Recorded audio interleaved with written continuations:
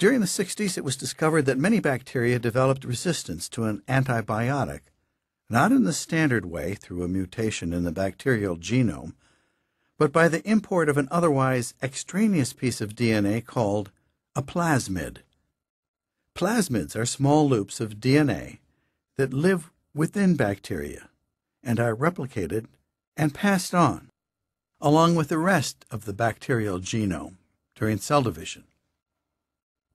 Under certain circumstances, plasmids may also be passed from bacterium to bacterium, allowing the recipient instantly to acquire a whole cassette of genetic information it did not receive at birth. That information often encompasses the genes conferring antibiotic resistance. Natural selection imposed by antibiotics favors those bacterial cells that have the resistance factor, the plasmid, on board. Stanley Cohen at Stanford University was a plasmid pioneer. Thanks to the encouragement of his high school biology teacher, Cohen opted for a medical career. Upon graduation from medical school, his plans to practice internal medicine were shelved when the prospect of being drafted as an Army doctor inspired him to accept a research position at the National Institutes of Health. He soon found that he preferred research over practicing medicine. His big breakthrough came in 1971, when he devised a method to induce E. coli bacterial cells to import plasmids from outside the cell. Cohen was in effect transforming the E. coli, as Fred Griffith 40 years before had converted strains of non-lethal pneumonia bacteria into lethal ones through the uptake of DNA. In Cohen's case, however, it was the plasmid, with its antibiotic resistance genes, that was taken up by a strain that had previously been susceptible to the antibiotic.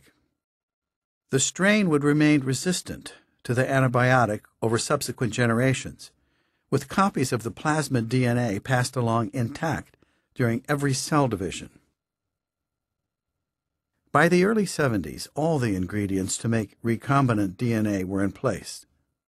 First, we could cut DNA molecules using restriction enzymes and isolate the sequences, genes, we were interested in. Then, using ligase, we could glue that sequence into a plasmid, which would thus serve as a kind of floppy disk containing our desired sequence. Finally, we could copy our piece of DNA by inserting that same plasmid floppy into a bacterial cell. Ordinary bacterial cell division would take care of replicating the plasmid with our piece of DNA, just as it would the cell's own inherited genetic materials. Thus, starting with a single plasmid transplanted into a single bacterial cell, bacterial reproduction could produce enormous quantities of our selected DNA sequence.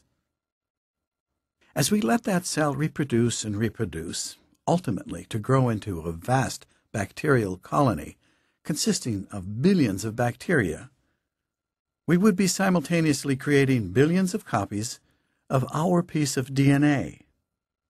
The colony was thus our DNA factory.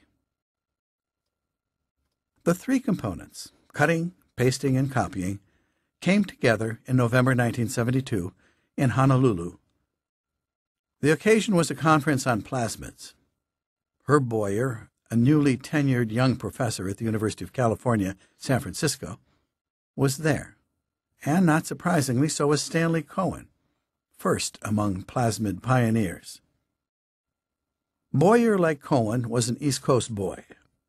A former high school varsity lineman from western Pennsylvania, Boyer was perhaps fortunate that his football coach was also his science teacher. Like Cohen, he'd be part of a new generation of scientists who were reared on the double helix. His enthusiasm for DNA even inspired him to name his Siamese cats Watson and Crick. No one, certainly not the coach, was surprised when after college he took up graduate work in bacterial genetics. Though Boyer and Cohen both now worked in the San Francisco Bay Area, they had not met before the Hawaii Conference. Boyer was already an expert in restriction enzymes in an era when hardly anyone had even heard of them. It was he and his colleagues who had recently figured out the sequence of the cut site of the EcoR1 enzyme. Boyer and Cohen soon realized that between them they had the skills to push molecular biology to a whole new level, the world of cut, paste, and copy. In a deli near Waikiki, they set about late one evening dreaming up the birth of recombinant DNA technology, jotting their ideas down on napkins. That visionary mapping of the future has been described as from corned beef to cloning. Within a few months, Boyer's lab in San Francisco and Cohen's, 40 miles to the south in Palo Alto, were collaborating.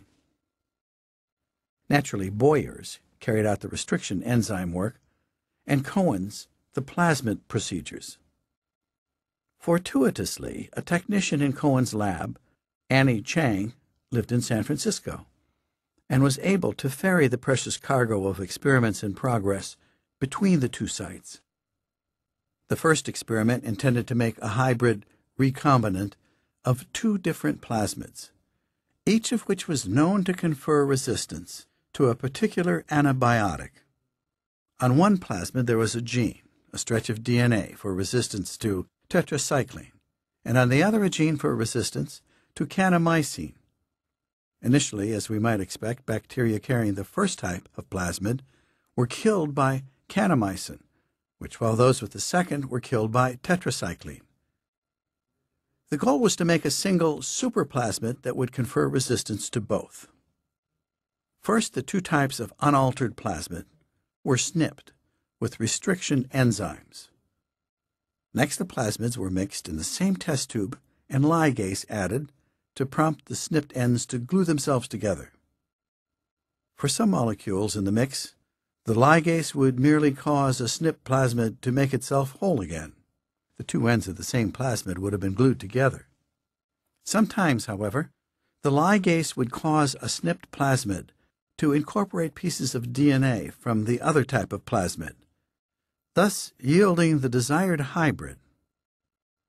With this accomplished, the next step was to transplant all the plasmids into bacteria by using Cohen's plasmid importing tricks. Colonies thus generated were then cultured on plates coated with both tetracycline and kanamycin. Plasmids that had simply reformed would still confer resistance to only one of the antibiotics. Bacteria carrying such plasmids would therefore not survive on the double antibiotic medium. The only bacteria to survive were those with recombinant plasmids, those that had reassembled themselves from the two kinds of DNA present, the one coding for tetracycline resistance and the one coding for resistance to kanamycin. The next challenge lay in creating a hybrid plasmid using DNA from a completely different sort of organism, a human being, for example. An early successful experiment involved putting a gene from the African clawed toad into an E. coli plasmid and transplanting that into bacteria. Every time cells in the bacterial colony divided, they duplicated the inserted segment of toad DNA. We had, in the rather confusing terminology of molecular biology, cloned the toad DNA. Cloning is the term applied to producing multiple identical pieces of a piece of DNA inserted into a bacterial cell. The term is confusingly also applied to the cloning of whole animals, most notably Dolly the sheep. In the first type, we are copying just a piece of DNA. In the other, we are copying